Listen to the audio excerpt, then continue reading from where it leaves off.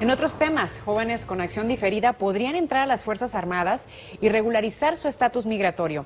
Esto siempre y cuando cumplan con estrictos requisitos. Karen Vega nos tiene los detalles. Adelante, Karen. Gracias. Los jóvenes a quienes se les otorgó la acción diferida podrían tener la oportunidad de enlistarse en el ejército de los Estados Unidos siempre y cuando cumplan con requisitos especiales. Hablamos con un abogado de inmigración y nos explicó de qué consisten.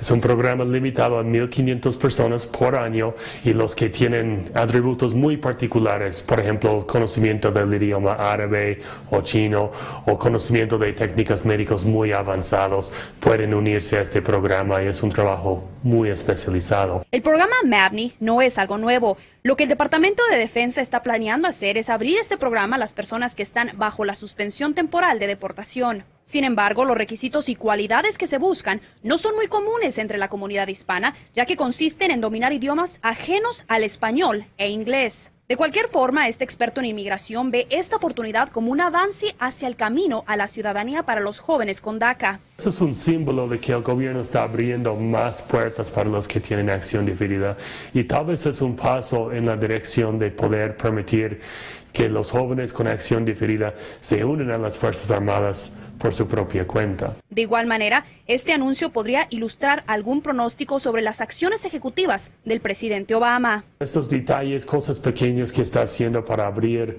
más opciones para los con acción diferida, pueden ser pasos en la dirección de lo que va a anunciar al final de este año.